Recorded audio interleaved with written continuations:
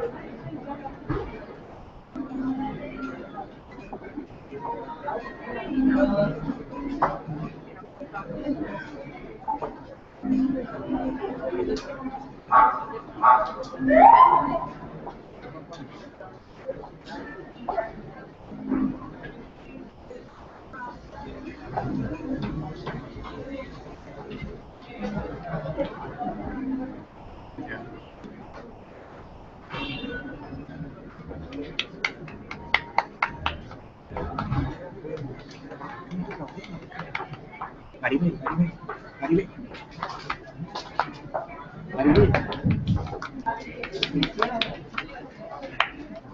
Hola, todo lo que vamos a hacer.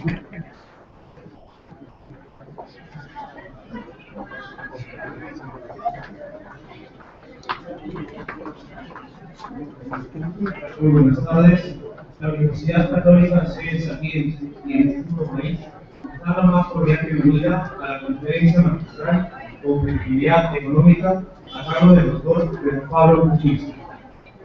El día de hoy nos acompaña en la mesa de honor el doctor Paolo Vigno, decano de la Facultad de Ciencias Económicas y Comerciales, William Muñoz, director de investigación, Roberto Zárate, catedrático de nuestra Casa de Estudios con especialización en finanzas, y nuestro invitado de honor, el doctor Pedro Pablo Kuczynski. Fuertes palmas para él.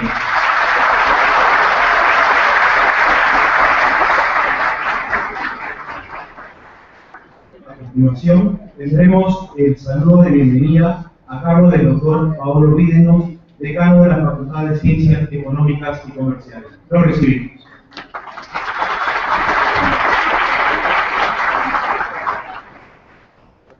Buenas tardes a todos, doctor Pablo Kuczynski. Me es muy grato darle la más cordial bienvenida en nuestra casa de estudios, Universidad Católica Sede Sapienza. A nombre de Monseñor Lino Paniza, nuestro gran canciller y obispo de la diócesis de Caraballo, a nombre del rector el ingeniero Aliaga y de todas las autoridades de la universidad. Asimismo, saludamos a todos los presentes, docentes, cuerpo académico, alumnos y público en general. Celebro que nuestra Facultad de Ciencias Económicas y Comerciales, haya tomado la iniciativa de convocar esta conferencia magistral Competitividad Económica, relacionada con la presentación del libro Más allá del 2021, cuya temática es particularmente oportuna y relevante. Cada mes hemos venido desarrollando actividades de formación continua, teniendo también conferencias que han abierto debate en los temas económicos y sociales. El evento de hoy, que representa la clausura ideal, sea del programa de charlas y seminarios, sea de nuestro semestre académico, estamos de hecho en los exámenes finales, nos permitirá afrontar preguntas cruciales, y simplemente voy a sugerir algunas, ¿no? ¿Cuáles son los retos del Perú después del bicentenario? ¿Qué programas económicos y sociales son los que convienen y el país necesita? ¿Qué necesita el Perú para alcanzar una verdadera economía social de mercado, coherentemente con su constitución? Son preguntas claves que hoy el doctor Kuczynski nos ayudará a discernir y profundizar. Espero también que esta clase magistral sea la ocasión para que nuestros docentes y nuestros estudiantes, sobre todo los que están aquí presentes, sean provocados a desarrollar investigaciones en temas de crucial interés para el país: educación, sostenibilidad, gobernabilidad, medio ambiente, pero también minería, transporte, infraestructura. El país necesita reformas y hoy será una clase especial para enfocar la hoja de ruta hacia estas reformas. Para finalizar, quisiera enfatizar la voluntad de nuestra universidad de favorecer, consolidar foros y momentos de discusión entre todos los actores de la vida política y social, para juntos desarrollar estrategias, propuestas para un país más competitivo y sostenible. Bienvenidos y muchas gracias.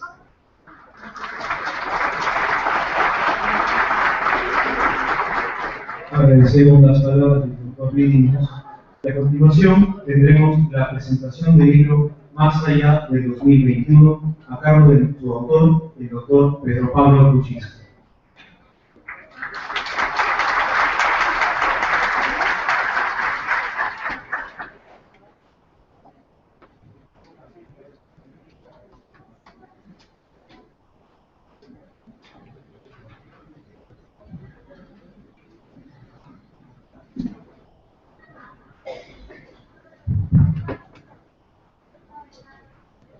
Buenas tardes. Este es el libro que se consigue, creo que en Bonn o varios sitios. Tiene un pequeño subsidio de mi parte porque si no, no se vendería. Pero aún así, los libros son caros en el Perú y deberían ser más baratos. Y en unos meses se acaba una exoneración que di como ministro de Economía al IGB para los libros hace 10 años y ojalá alguien tenga la sensatez de prolongar eso no por 10 años pero por más tiempo. Claro que hoy se pueden leer los libros en el iPad, otros aparatos electrónicos, pero también hay que comprar esos. O sea que el libro en papel todavía tiene sus usos. Y yo vivo rodeado de libros. En mi biblioteca hay miles y miles de tomos, sobre todo de historia, porque en este momento es el centenario del inicio de la Primera Guerra Mundial. Y hay más o menos un libro por semana que sale y yo los pido todos a Amazon. Por eso también me interesa que no haya impuestos, porque si no ya no van a llegar los libros. Y explican cuáles fueron las causas. Y obviamente hubo muchas causas y mucha gente hace comparaciones con el día de hoy, con lo que pasa en Ucrania, por ejemplo, lo que está pasando en Siria, Irak, el califato que se están tratando de armar ahí, las diferencias entre China y sus vecinos en el Océano Pacífico Oeste. Y en la Primera Guerra Mundial había esas mismas diferencias entre los alemanes y los ingleses sobre la construcción de grandes acorazados de guerra, como una guerra naval, ¿no?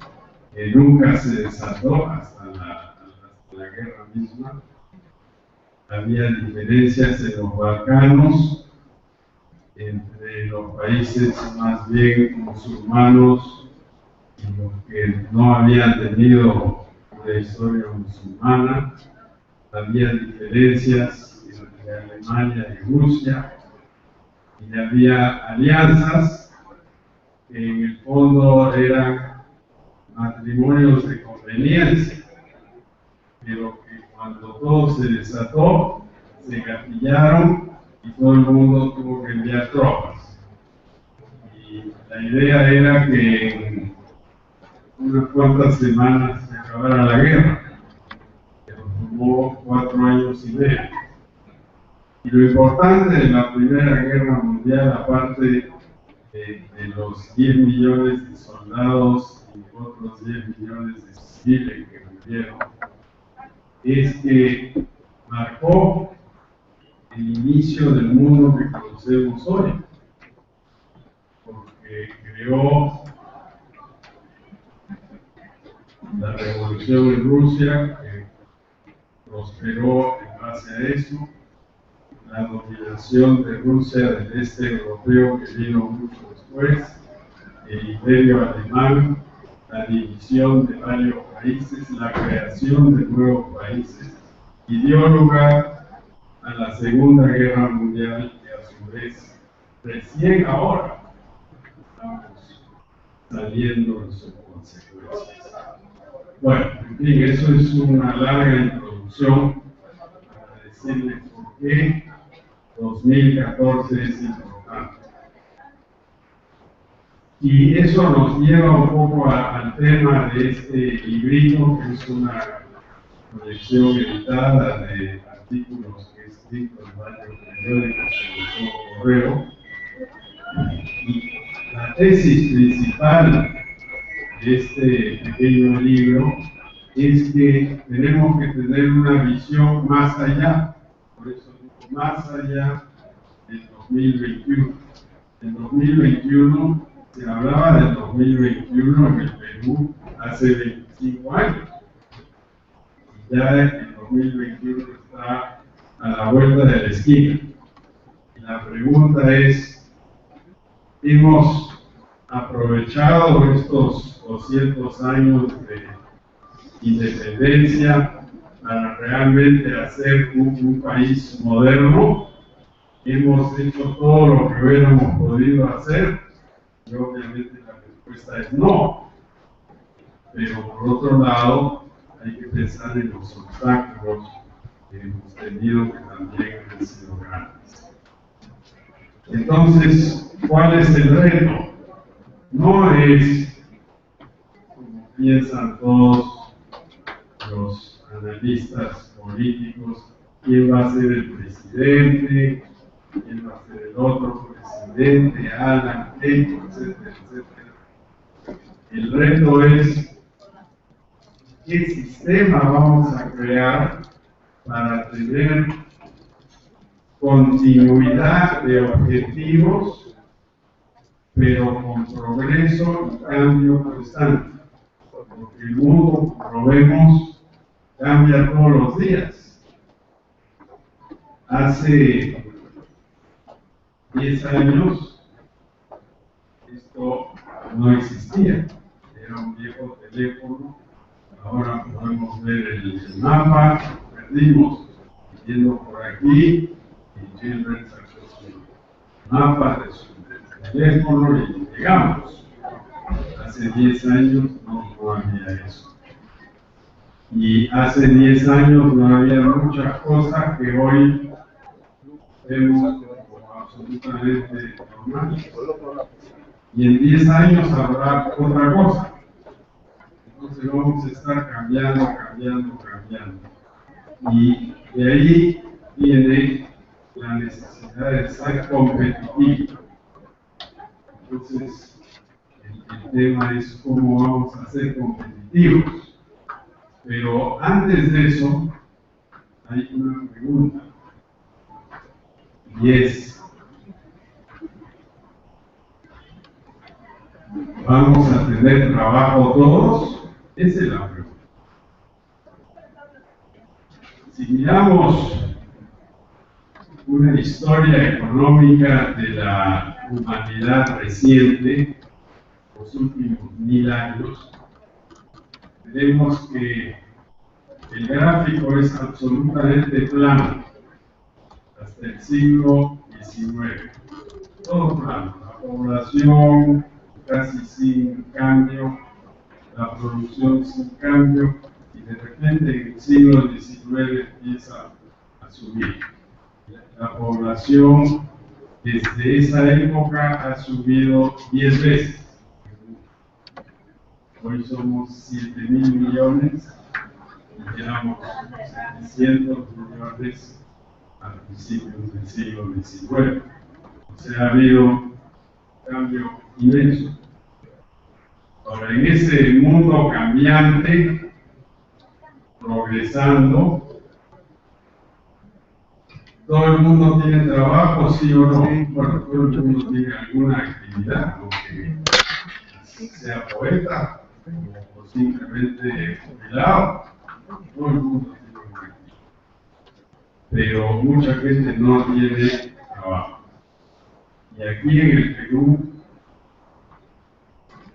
no tenemos un buen mercado de trabajo. Ustedes, estudiantes, que saldrán de aquí en 2, 3, 4, 5 años, si son choferes de camión minero, que ganan $75,000 en una mina grande, tendrán trabajo. Si son gasfiteros, electricistas, tendrán trabajo. De repente, si son ingenieros de cómputo, tendrán trabajo. Pero en todos esos casos, lo que siempre va a ocurrir es a quién conoce, quién le puede presentar a la compañía, cómo es, cómo llevo. En un país más adelantado no es así. Hay concursos publicitados, uno se presenta, gana o no gana, pero hay todo un sistema formal. Aquí el sistema es básicamente informal. Y el 85% de los trabajadores del Perú son o emprendedores o trabajan en empresas chiquitas de menos de 10 personas. Ese es el 85%. El otro 15% trabaja en las grandes empresas, en el Banco de Crédito, la Coca-Cola, etcétera, etcétera. Pero eso es una minoría. Si esta fuera una universidad en Estados Unidos, tendría el nombre de una señora reclutadora de una gran empresa y estaría quiénes son los mejores alumnos, su currículum, etcétera, venga a hacer una prueba. Entonces yo creo que una cosa que debemos hacer, aparte de formalizarnos, lo cual voy a hablar en un rato, es que el gobierno debe dar el ejemplo.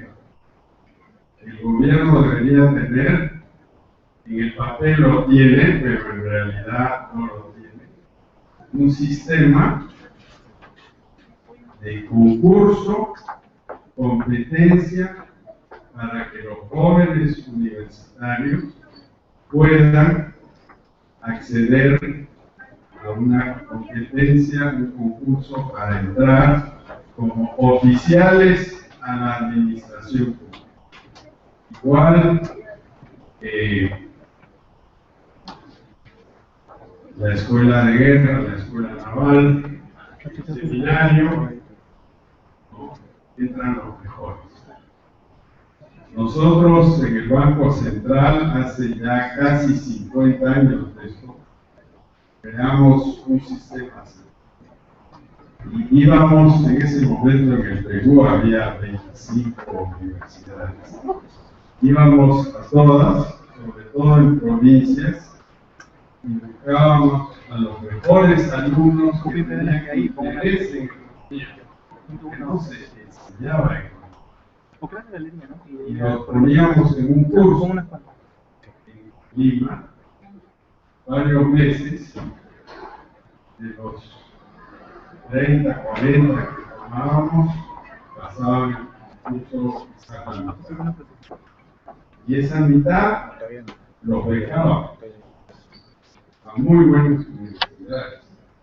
La Universidad de Chicago, la Católica de Santiago, el Colegio Atlético, Princeton, Harvard.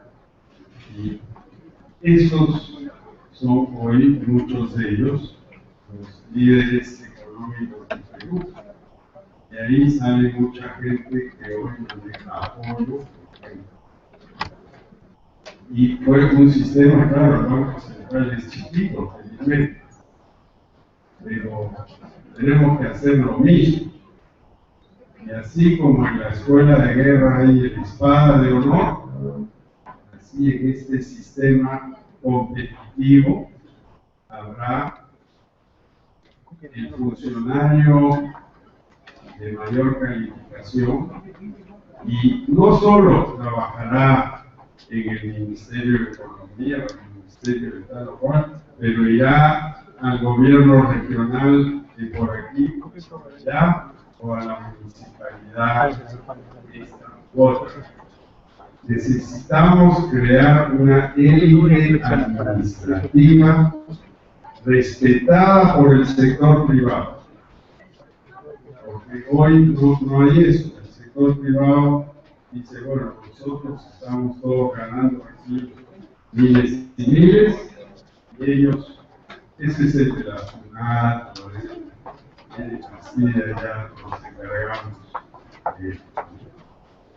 Tenemos que crear una élite administrativa si queremos que el país sea gobernado mejor.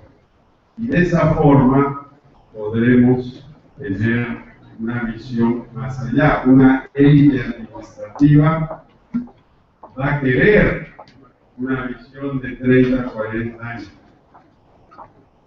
Los que simplemente entran y salen, no les interesa eso. Entonces, eso es para mí la primera cosa que tenemos que hacer. Ahora, ¿cómo llegamos ahí? Bueno, tenemos que hacer cambios institucionales, en realidad no son leyes. Leyes tenemos a granel. El Perú tiene 30.200 leyes. En los últimos 25 años hemos pasado 10.000 leyes. O sea, son 400 leyes por año, en promedio, una cada 18 horas. ¿Y eso nos ha arreglado algo? En algunas cosas sí, pero en general no. Entonces, menos leyes, más cosas prácticas. Y la primera cosa práctica, aparte de crear este sistema, es concentrarse en educación. Eso es número uno. Pero la educación no es motivadora si no hemos creado el mercado de trabajo, si no hemos creado esta élite administrativa a la cual pueden aspirar los que de repente no pueden conseguir un trabajo en el sector privado más rentable. El sector público debe ser competitivo con el sector privado, en condiciones de trabajo, en sueldo, etc.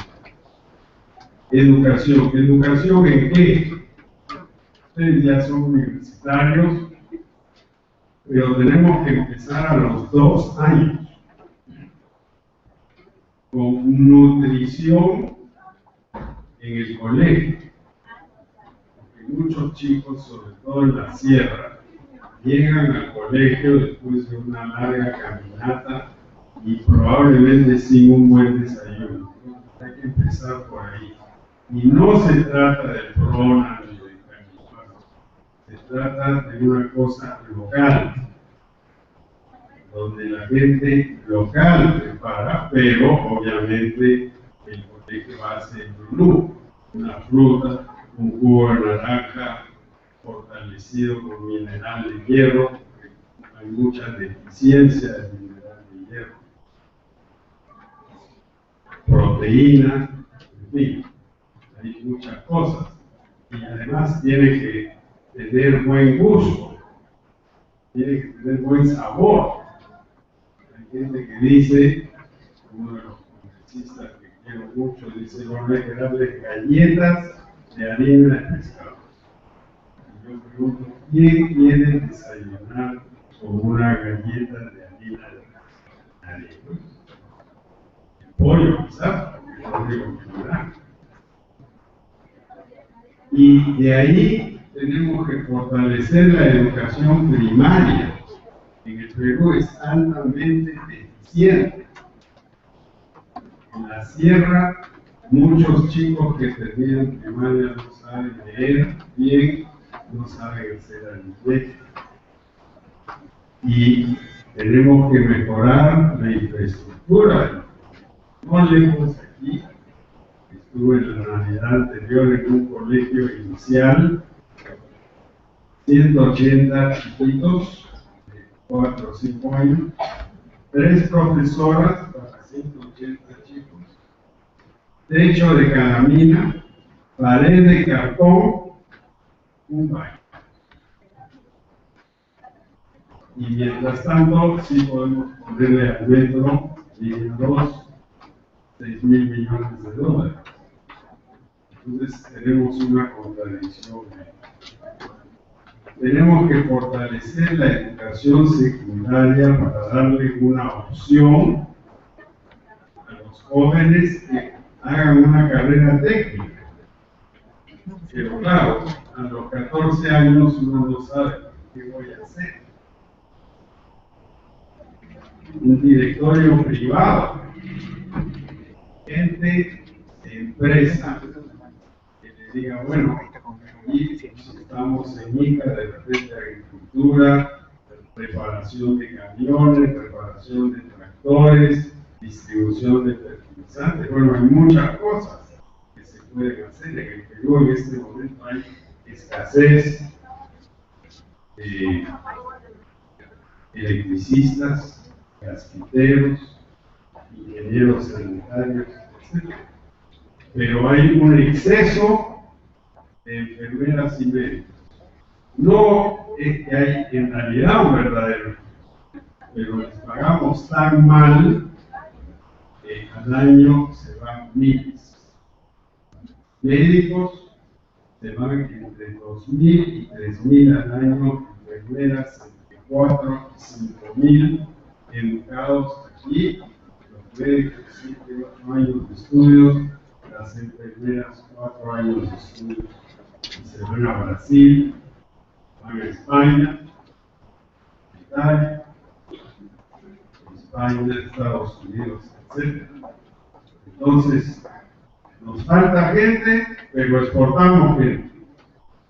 Tenemos que arreglar eso, porque eso es completamente contradictorio. Y bueno, no voy a entrar en el tema de la educación universitaria, pero la educación universitaria sí le ha dado una esperanza a mucha gente. Hay que mantener esa esperanza, pero orientar la enseñanza también a cosas que sirvan. Yo no digo que todos deben ser ingenieros. El mundo necesita poetas y músicos, pero tiene que haber un balance. El mercado tiene que buscar su equilibrio, si no, no vamos a ir. Aparte de educación, necesitamos salud. Y claro, en salud pública, el Perú invierte 2% del producto, o sea, nada. Y ahora se ha hecho una reforma, se promueve el aborto terapéutico, el cual no hay casos, hay 20 al año. Pero no se promueve la organización de los hospitales, de las consultas, colas por todos lados. O sea, todo el mundo sabe que si va Andre Bagliati va a hacer cola. ¿Por qué hacer cola? Si hubiera una mejor organización, no habría cola. Y eso no es solo un problema del gobierno. Uno va a pagar su cuenta eléctrica en el banco, cola. Es el país de las colas. Tenemos que terminar con eso. Es simplemente un problema de organización. Y en salud pública, la gran deficiencia es agua potable las 24 horas con desagüe en todas las casas tratadas. Hay muchas organizaciones que promueven los silos. Eso es completamente insalubre. Tenemos que tener desagüe. Mi ONG, digo, la fundé, la organicé, pero nos han apoyado algunas empresas, ha conectado con un personal de 5 personas en Lima nada más a 300,000 personas en la sierra con agua potable. Entonces, ¿por qué el gobierno no puede hacer eso? Y lo dice que lo va a hacer. Y ojalá lo haga. Pero el agua potable es fundamental para la salud. Y decimos que en la costa no hay agua. Nos sobra. Estamos tirando agua al mar. Vemos el río Pisco, por el cual pasé ayer. Todavía hay un poquito de agua que va al mar. Se podría impulsar el agua con reservorios, se recargaría la napa freática y no habría ningún problema de agua. Lima consume más agua por habitante que París. Desperdiciamos el agua. Los waters son de 4 galones, cuando podrían ser de 1. Eso es para los que tienen water. Las empresas de agua, que son absolutamente calamitosas, pierden el 40% del agua que procesan. Se da para el 30%, porque la empresa de Puno, donde estuviste, está aquí en la tapa del libro. Cuando fuimos ahí, hace unos meses, el gerente me dijo: nosotros perdemos el 45% del agua que usamos. Los tubos datan de la época del primer gobierno de Belaúnde, hace 50 años, que no se han reemplazado. Y hoy hay tecnologías en este mundo cambiante, donde se mete un tubo dentro del tubo de plástico para arreglar la cosa sin romper las calles, como están haciendo muchos de nuestros queridísimos mexicanos en esta época preelectoral. Pero no han hecho nada durante 3 años y medio y de repente se despertaron y rompen las veredas para hacer justicia. Agua. Y finalmente, seguridad. ¿Cuánto invierte el Perú en seguridad ciudadana al año? Tomamos los presupuestos del Ministerio del Interior y de las municipalidades con el Serenazgo, no llega a 1,5% del producto. Es absolutamente lamentable. El último aumento que recibieron los policías, los maestros y las enfermeras, pensionables, porque un bonito que simplemente desaparece no es pensionable, fue en el año 2006. 6, 8 años.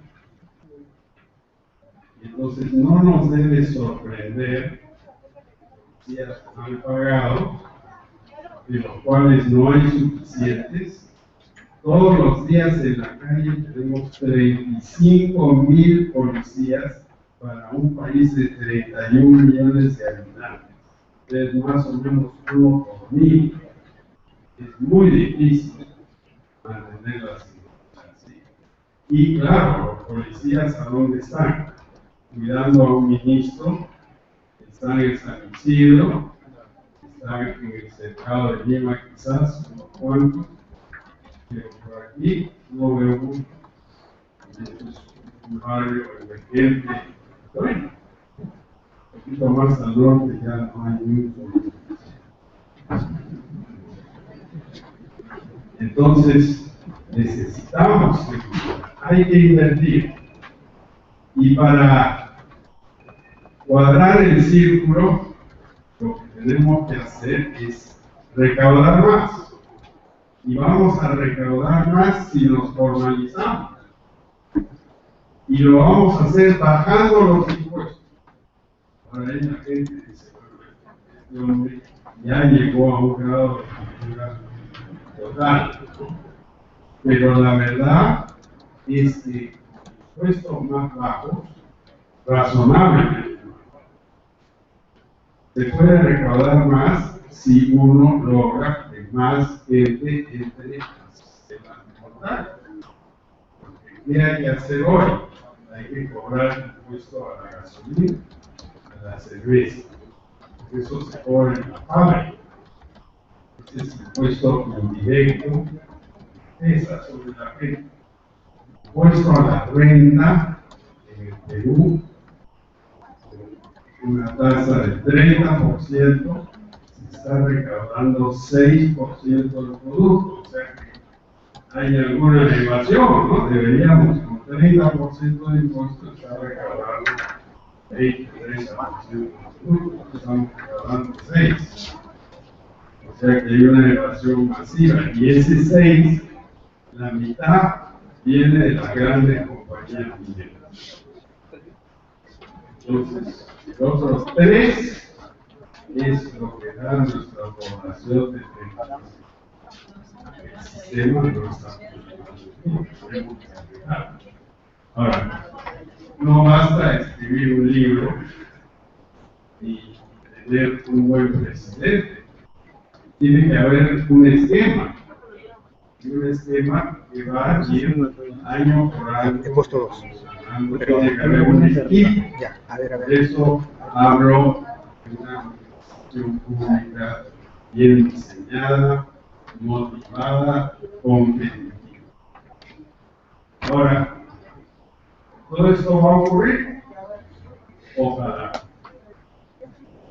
Ojalá. Yo sí creo que el Perú de aquí a 20 años va a ser distinto. Si logramos curar nuestros defectos. ¿Y cómo vamos a hacer eso?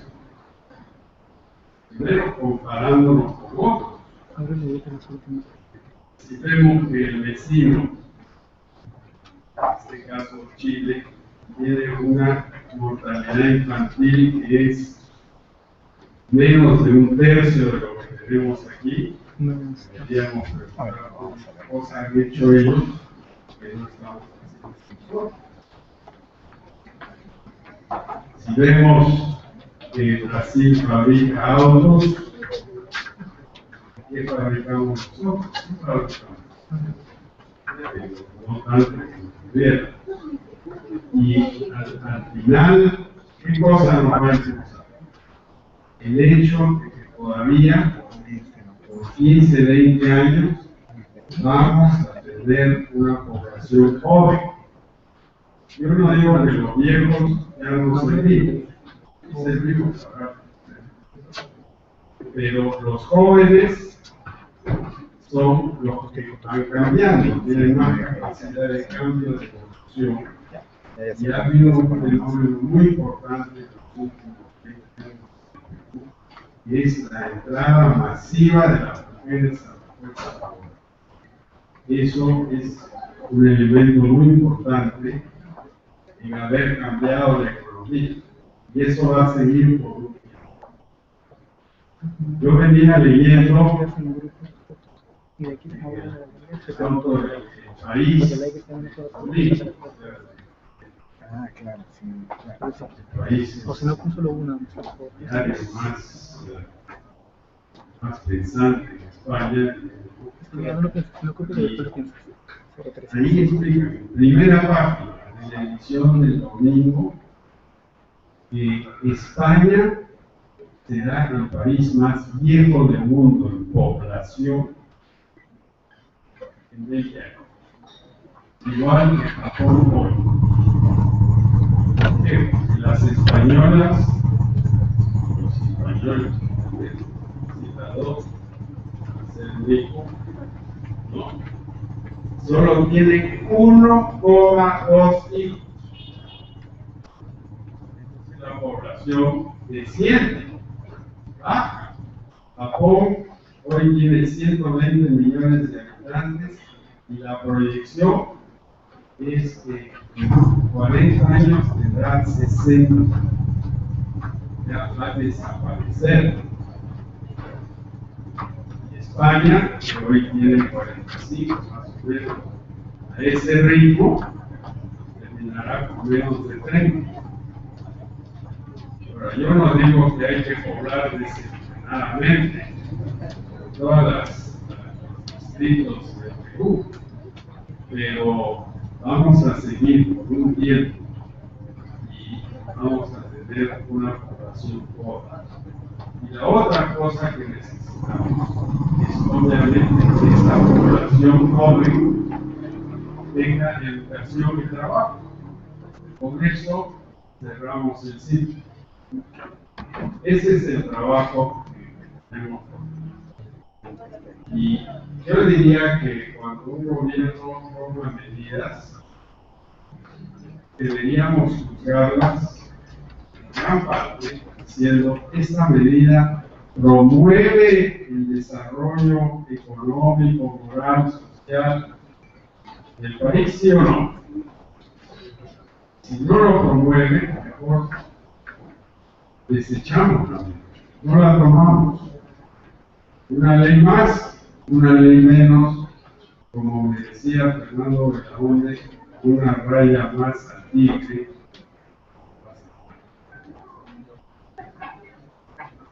Ese es un poco lo que yo pienso que es la tesis de este librito que les recomiendo, que deben estudiar y sobre todo si quieren enterarse de las estadísticas del Perú.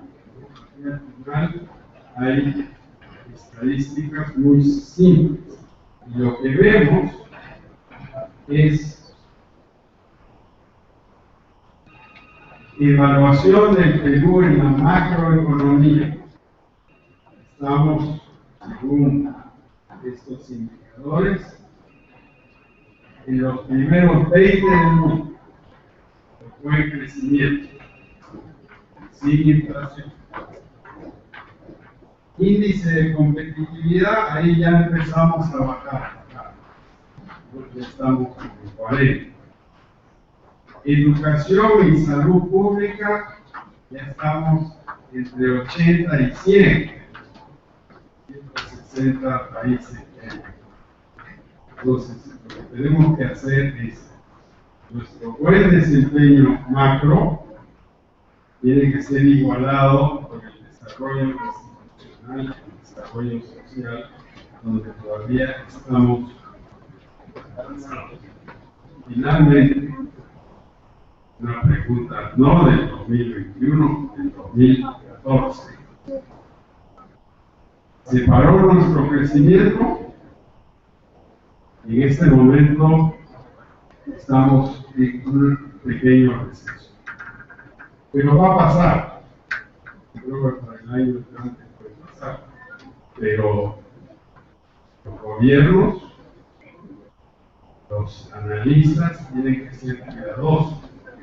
Una economía es como un instrumento musical bien afinado. Uno no puede estar tocando guitarra con una cuerda más. En este momento, ahí estamos un poquito así temblorosos.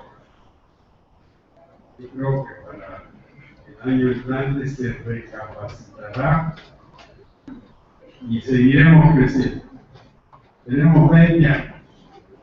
Entonces, ustedes, 20 años serán gerentes,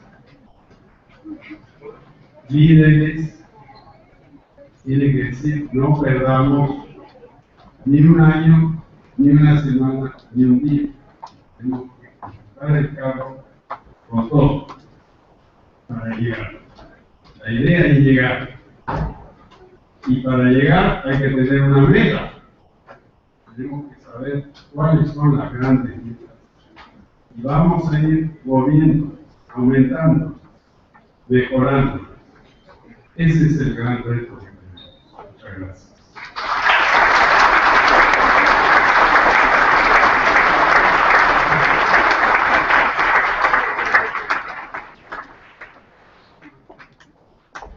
Agradecemos al doctor Kuczynski por sus palabras y a continuación tendremos el desarrollo del panel. En primer lugar, vamos a ceder la palabra al decano de la Facultad de Ciencias Económicas y Comerciales, el doctor Pablo Ríos. Lo recibimos.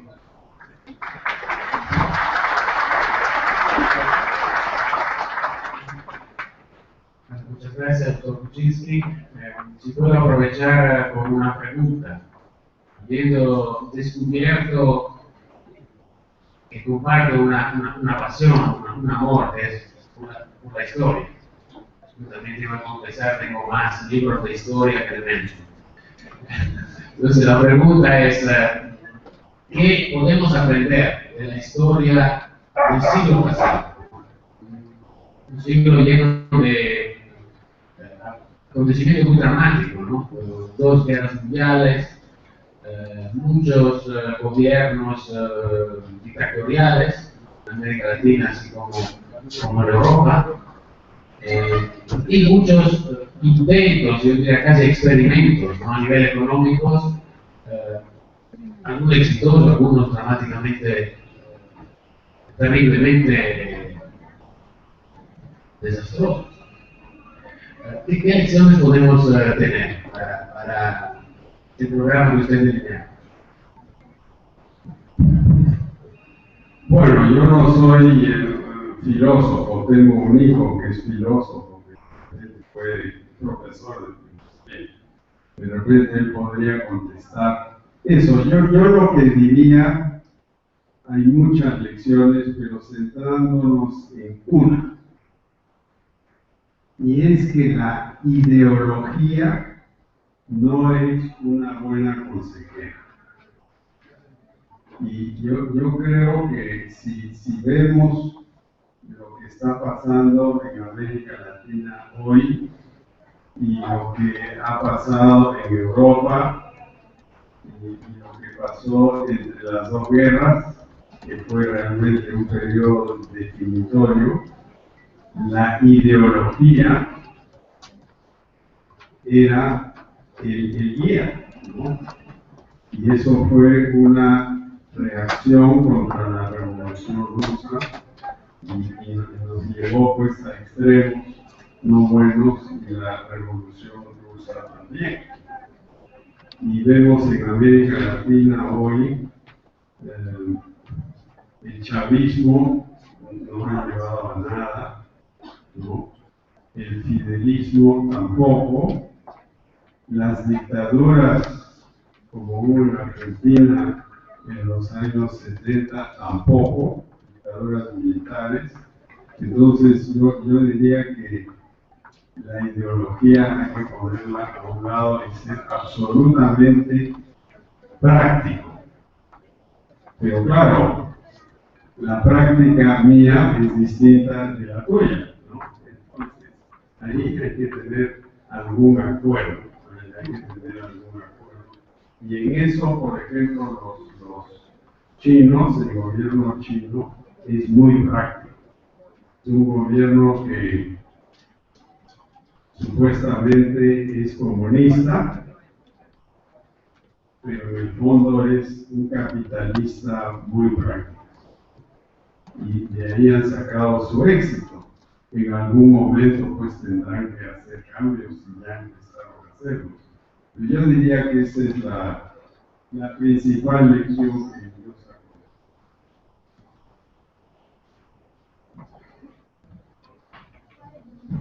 Buenas tardes, doctor Kuczynski.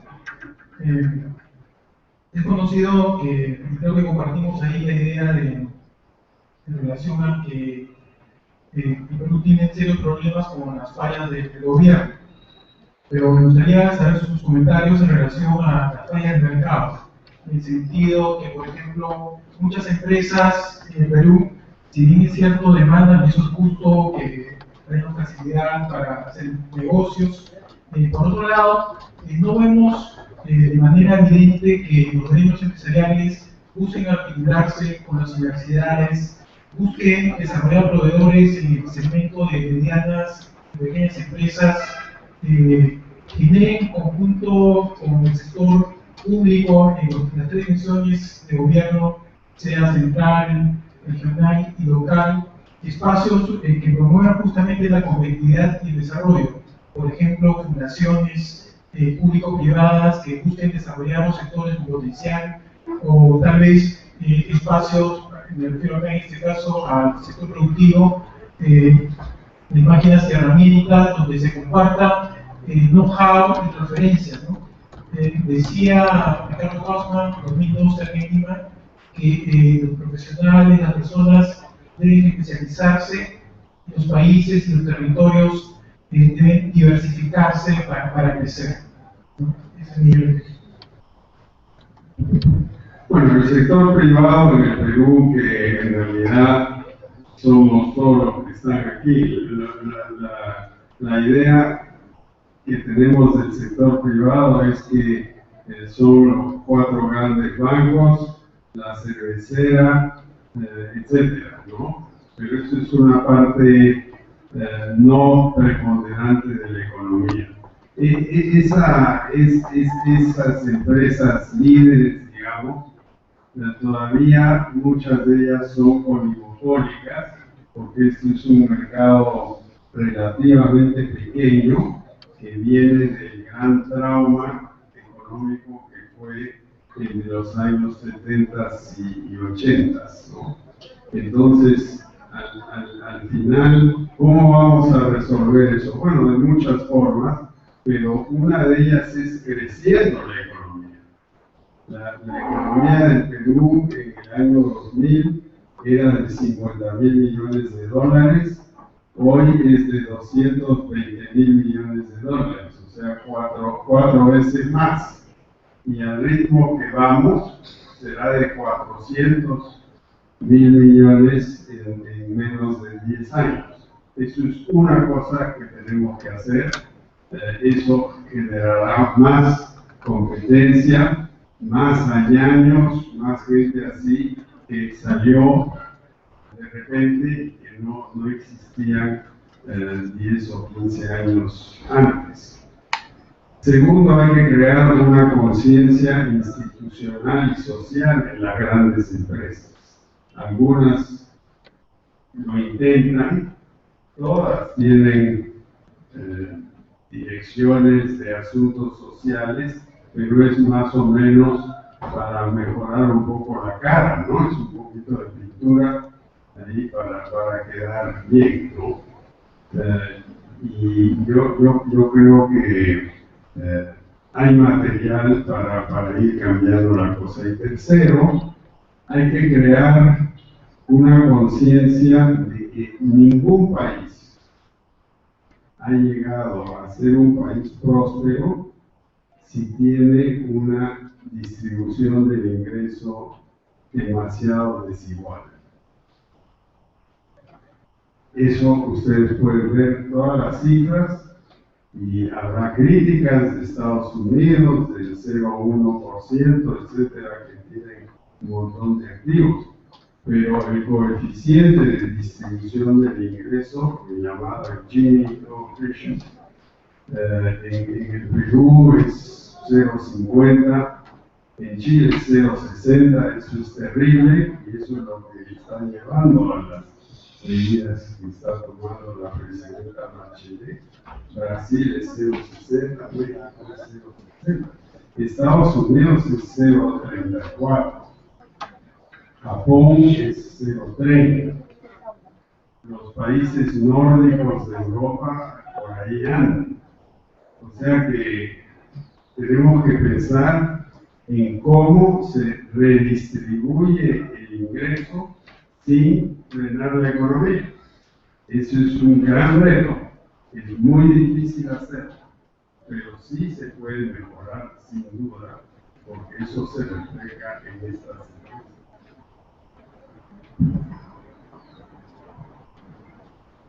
Doctor Pedro Pablo, buenas tardes. En su exposición usted ha manifestado que nuestra economía es preferentemente informal y eso pues viene de hace muchos años, la informalidad de nuestras pequeñas y microempresas, preferentemente. Los gobiernos en muchos años también se han preocupado de, a través de ayuda a ese sector, de promover la formalización. La formalización casi no se da. El uso de la organización también es muy pequeño en nuestro país. El Congreso de la República, atendiendo a un pedido del Ejecutivo, aprobó la semana pasada 600 millones que se van a destinar a las pymes, a este sector, ¿no? Preferentemente para que ellos se puedan formalizar y contribuir más al desarrollo. Eso es por un lado. Parece contradictorio, parecería contradictorio que también la semana pasada la calificadora de riesgo Moody's nos ha mejorado la planificación de inversión disminuyendo el nivel de riesgo. Comparando estas dos cosas, doctor Luchinsky, ¿qué nos puede comentar sobre estas dos cosas en particular? Yo creo que el tema de crédito a las pymes parte de que la formalización en el Perú no es atractiva para una empresa pequeña. ¿No? Hay que llenar montones de formularios, sujetarse a inspecciones exageradas y cosas así.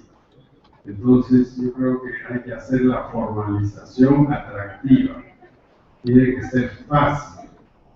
Lo que llaman los americanos one-stop shop. Con una visita se arregla todo. Y eso no estamos haciendo. En mi oficina, por ejemplo, el INDECI estuvo ahí el otro día. Es una oficina en un edificio de Centenario, la desarrolladora inmobiliaria más grande del Perú. Y me estaban preguntando a mí, que tengo una esquinita, a dónde está la escalera de emergencia, cómo funciona el ascensor, 26 preguntas, ¿no? 26 preguntas, la mayoría ridículas, ¿no? Entonces, yo creo que tenemos que simplificar. Ahora, si el Congreso de la República da 600 millones de soles para créditos a las pymes, los 600 se van a ir y se recuperará algo. Será como fue el Banco de Materiales, que tuvo sus buenas cosas, sus malas cosas. Lo que habría que hacer con los 600 es capitalizar una institución. Y si se capitaliza, los 600 se transforman en 6.000, ¿no? Eso es lo que hay que hacer. Y hay mucha gente que está prestando a pymes, etcétera, y en este momento hay un receso en ese sector, porque han prestado demasiado, sin buena supervisión, y las moras están muy altas. Ustedes han leído lo que le pasa a la caja metropolitana de Lima. Hay varias otras cajas que están un poquito así, medias ahorcadas. Entonces hay que poner orden, y al final el orden va a venir de que se formalicen los pequeños, y para eso hay que bajarle las tasas de los impuestos, hacerlo atractivo. Las pequeñas empresas no pueden pagar 30% de impuesto a la renta. Es imposible. Hay que decirles 10% por 10 años. Y al cabo de los 10 años, ya veremos, ¿no? Pero ciertamente 30 es inviable.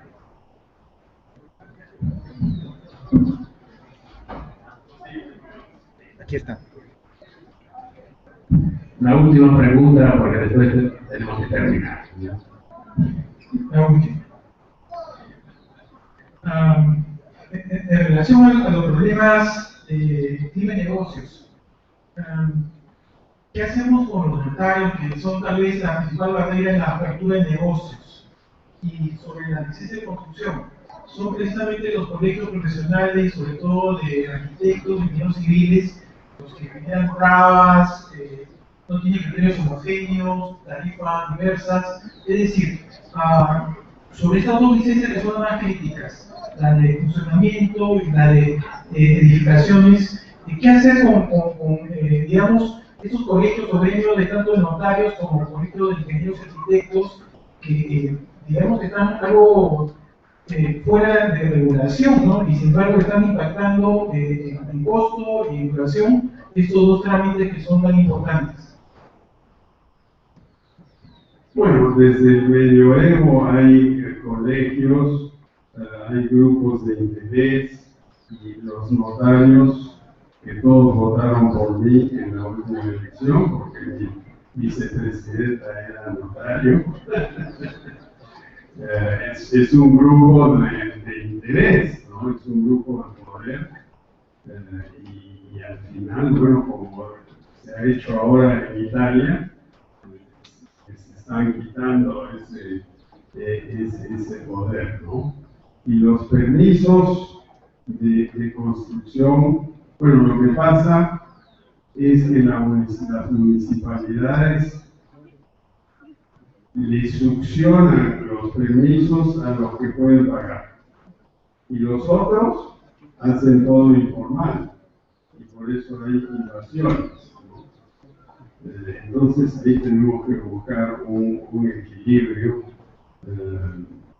Yo me construí una casita en la playa y ya la vendí para financiar la campaña, pero tuve que firmar mi nombre 64 veces para que la municipalidad de Mala me diera mi permiso, ¿no? Es exagerado, pero todos los gobiernos del Perú, todos, que yo recuerde, siempre han dicho vamos a eliminar trámites. Y salen decretos y leyes y todo sigue igual. No cambia nada. ¿Y eso a qué se debe? Bueno, yo creo a la falta de otras oportunidades, ¿no?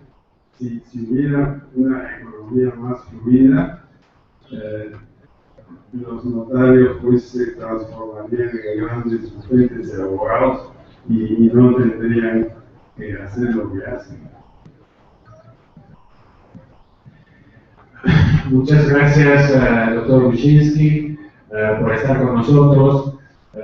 Quiero simplemente subrayar un aspecto que personalmente me ha llamado mucho la atención, es decir, su invitación a superar esquemas, a cambiar paradigmas, y a buscar soluciones nuevas, soluciones que respeten la libertad y al mismo tiempo empujen la asunción de responsabilidad.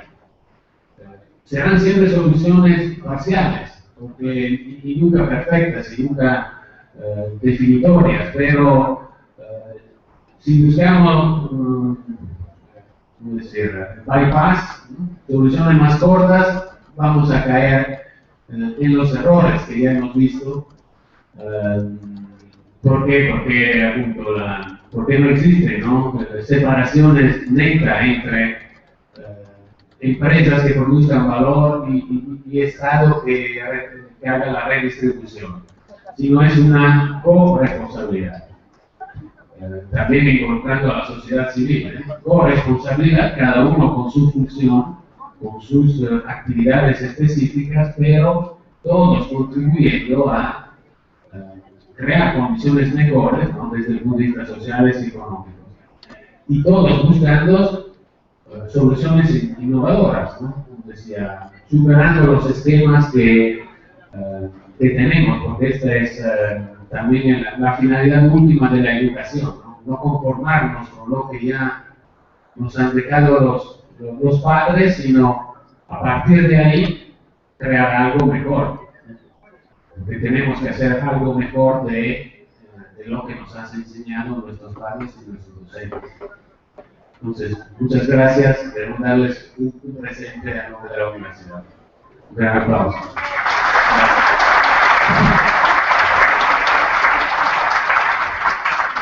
Queremos agradecer al TANEC y también a nuestro invitado de honor.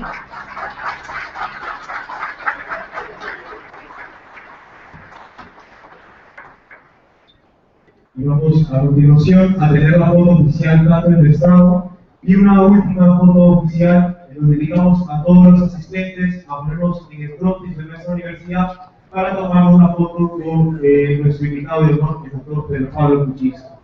A todos ustedes, gracias por la participación en la conferencia magistral Competitividad Económica. Buenas tardes.